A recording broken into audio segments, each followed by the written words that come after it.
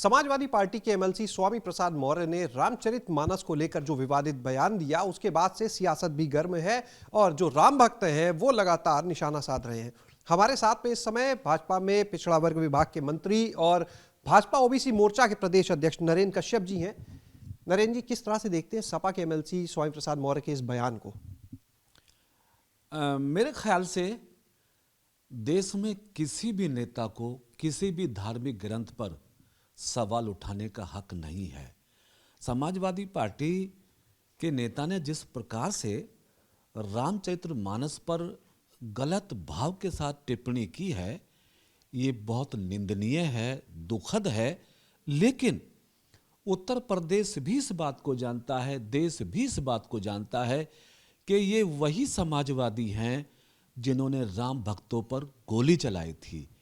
ये वही समाजवादी हैं जो राम के अस्तित्व पर प्रश्नवाचक चिन्ह लगाते हैं। प्रदेश और देश की जनता इनको जानती है, इसलिए समय समय पर जनता अपनी प्रतिक्रिया व्यक्त भी करती है। मैं तो इतना ही कहूँगा कि भगवान इनको सुध बुद्धि दे और इस तरह की बातों से देश और समाज में कोई वैमनस्य पैदा ना हो, यही मैं कहना चाहता हूँ। चूँकि ये सब जानते हैं कि किसी और धर्म पे उठा के देखें ना सवाल, किसी और ग्रंथ पे उठा के देखें ना सवाल, तो देश में प्रदेश में क्या होता है सब जानते हैं। लेकिन राम के प्रति, रामायण के प्रति इस तरह का दुर्भाव रखना मेरे ख्याल से भारतीय लोकतंत्र और राजनीतिक लोगों के लिए बिल्कुल भी उचित नहीं है।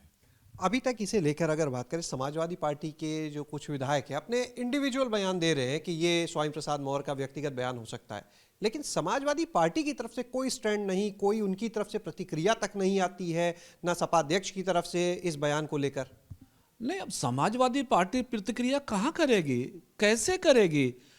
जिस पार्टी ने राम भक्तों पे गोली चलाई हो और गोली चलाने के बाद इस बात का फिर ढिंढोरा भी पीटा हो कि हमने ये कर दिया वो कर दिया, जो राम के मंदिर को देखने को तैयार नहीं, जो राम के भक्तों पे गोली चलाने का काम करते हैं, वो रामायण पे, रामचरितमानस पे कोई ऐसा शब्द प्रयोग करेगा, उस पर प्रतिक्रिया दें, ये लगता नहीं है ऐसा हो पाएगा। लेकिन देश और प्रदेश की जनता बहुसंख्यक इस बात को देख रहे हैं कि जो पार्टी हमारे धार्मिक ग्रंथ पर आपत्तिजनक शब्द कहलवाने की हिमाकत कर रही है, उसको जवाब तो आने वाले समय में अवश्य मिलेगा।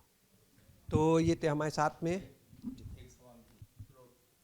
मंत्री जी। एक चीज़ ये जानना चाहेंगे कि स्वामी प्रसाद मौर्य कभी आप लोग के साथ भी रहे, मंत्रिमंडल में भी रहे, आपके सहयोगी। अब क्या लगता है, समाजवादी पार्टी में वो उसे उबारने के लिए आए हैं या डुबोने के लिए आए हैं? स्वामी प्रसाद मौर्य जी के बारे में अब सबको मालूम ही है।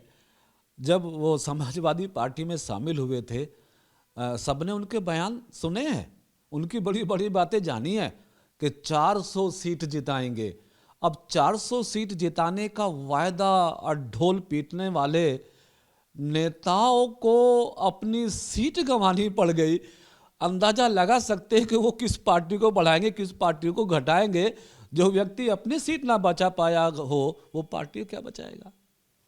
तो ये थे हमारे साथ में नरेंद्र कश्यप जी, जिन्होंने साफ शब्दों में ये कहा कि जिस दल ने कभी राम भक्तों पर गोलियां चलवाई हो, उस दल के नेता से और उम्मीद भी क्या की जा सकती है। और जहां तक बात की जाए स्वामी प्रसाद मौर्य की, तो जो अपनी सीट नहीं बचा पाए, कभी 400 सीट जिताने का दावा करते थे, वो अब पार्टी को जाहिर सी बात है डुबोने का ही काम कर सकते हैं। कैमरा सहयोगी हरिओम के साथ शैलेश अरोरा, एबीपी गंगा, लखनऊ।